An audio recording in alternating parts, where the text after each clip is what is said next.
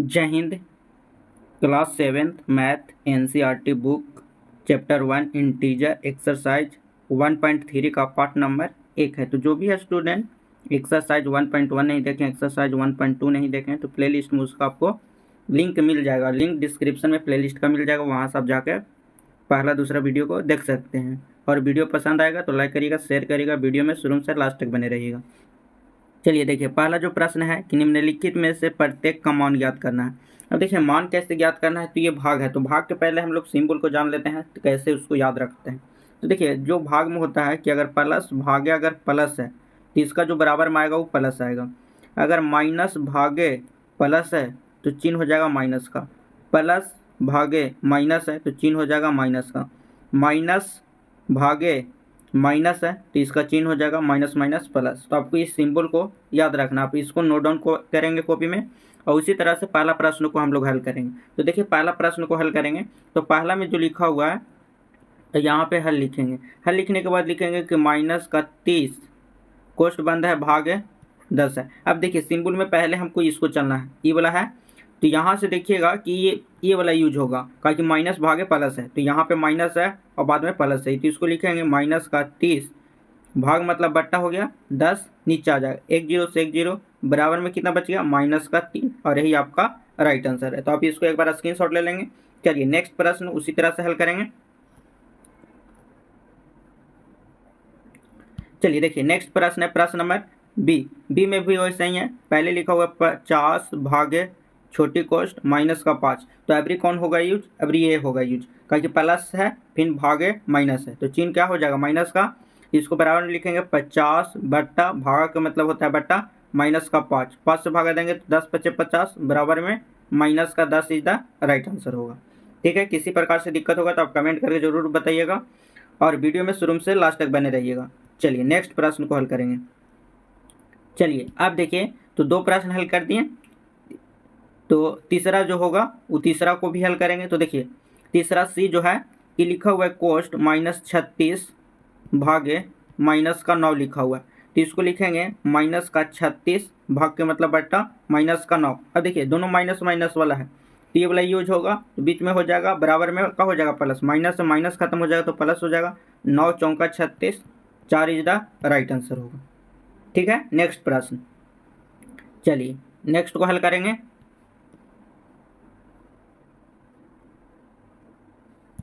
चलिए इसी तरह से आपको डी बन जाएगा, तो डी रहेगा HW में। ठीक है, अभी को हल कर लेते हैं। देखिए ये जो है कि 13 भागा बड़ी कोष्ठ छोटी कोष्ठ -2 और प्लस 1 है। तो देखिए पिछले क्लास में ऐसे प्रश्नों को हल करने सीखे थे, जोड़े। तो देखिए माइनस में है तो माइनस का 2 और प्लस 1, छोटी कोष्ठ खत्म हो गया। ठीक है, तो देखिए -2 है और ये प्लस का 1 है, तो क्या हो जाएगा, बड़ा पद के चिन्ह होता है, तो बड़ा पद 2 है तो 2, और 2 में से 1 जाएगा तो कितना बचेगा, कितना बचेगा 1 बचेगा, तो माइनस का 1 बच गया बड़ी कोष्ठ। अब यहाँ पे हो गया भागा 13 और यहाँ पे हो गया भागे 13, तो बराबर में क्या होगा, -1 से भागा देंगे -13 में, तो क्या हो जाएगा माइनस हो जाएगा, क्योंकि माइनस है। देखिए ये वाला यूज करेंगे, एक प्लस है और एक माइनस है, तो माइनस से भागा देंगे प्लस में, तो बराबर में क्या हो गया -1 से भागा देंगे 13 में, तो 13 इधर का हो जाएगा राइट आंसर हो जाएगा। इसी तरह से नेक्स्ट प्रश्न को हल करेंगे। चलिए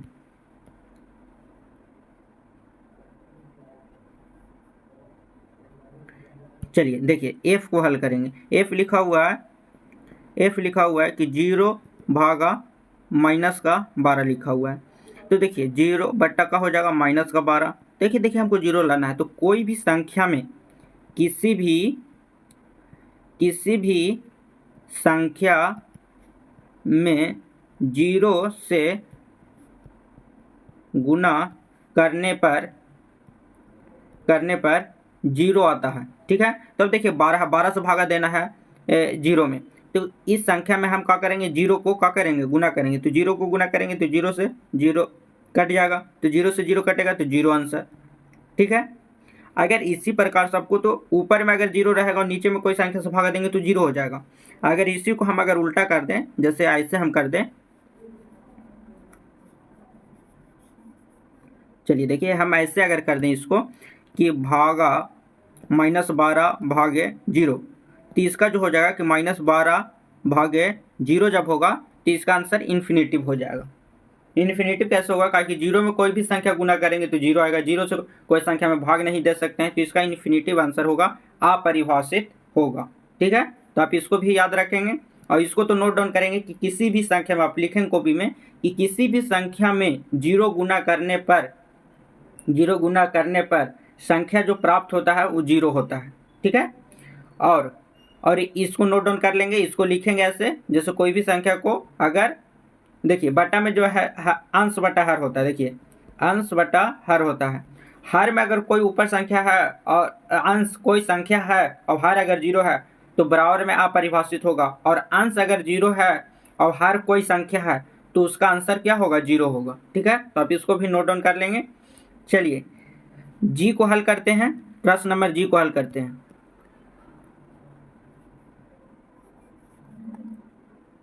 चलिए देखिए जी को हल करते हैं कि लिखा हुआ है कि -31 भागे बड़ी कोष्ठ छोटी कोष्ठ -30 प्लस -1 लिखा हुआ है। अब देखिए पहले इसको लिखेंगे कि -31 भागे छोटी कोष्ठ, माइनस हो जाएगा 30 प्लस माइनस माइनस हो जाएगा। देखिए माइनस माइनस तो होगा प्लस जुटेगा, बाकी चिन्ह होगा माइनस का, तो 30 अब 31 हो जाएगा, माइनस का 31। अब भागे यहाँ लिखेंगे माइनस का 31। अब देखिए माइनस माइनस भागा में होता है, तो अभी सिंबल लिखे थे कि माइनस भागे माइनस होगा तो बराबर में क्या हो जाएगा? प्लस हो जाएगा, तो माइनस से माइनस खत्म, 31 से 31 खत्म, बराबर 1 इज द राइट आंसर होगा। तो इसी तरह से अब सभी प्रश्नों को हल करना है। तो कौन सा बच गया? एच और आई बच गया। तो एच और आई क्या रहेगा? HW में रहेगा, आप कमेंट में इसको आंसर देंगे। चलिए नेक्स्ट प्रश्न आते हैं, प्रश्न नंबर 2 पर। देखिए प्रश्न नंबर 2 क्या है?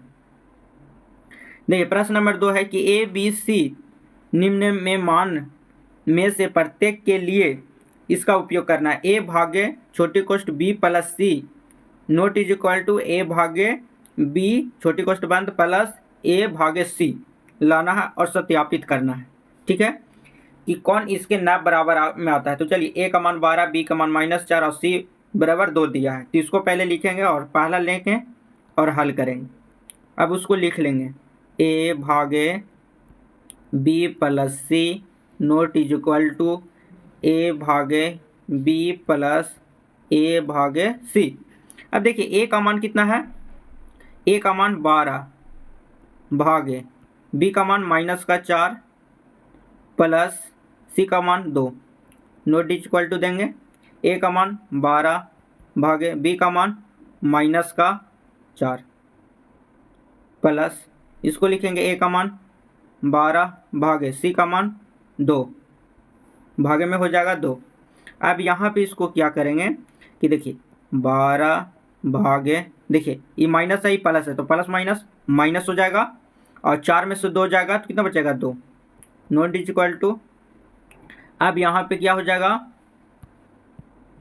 तो देखेंगे कि 12 है तो 12, अभी 4 से भागा देंगे तो 4 तिया 12, अभी जो माइनस में है तो माइनस में यहाँ हो जाएगा, तो यहाँ पे लिखेंगे कि -3 प्लस 2 से भागा देंगे तो 6 दूना के 12, तो यहाँ पे 6 हो जाएगा। अब यहाँ से 2 से भागा देंगे तो 6 दूना 12 माइनस का 6 नोट इज इक्वल टू, देखिए 9 में से 3 में से प्लस का 6 जाएगा तो माइनस का कितना आ जाएगा? 3 आ जाएगा। तो ये क्या है? एक दूसरे के बराबर नहीं है।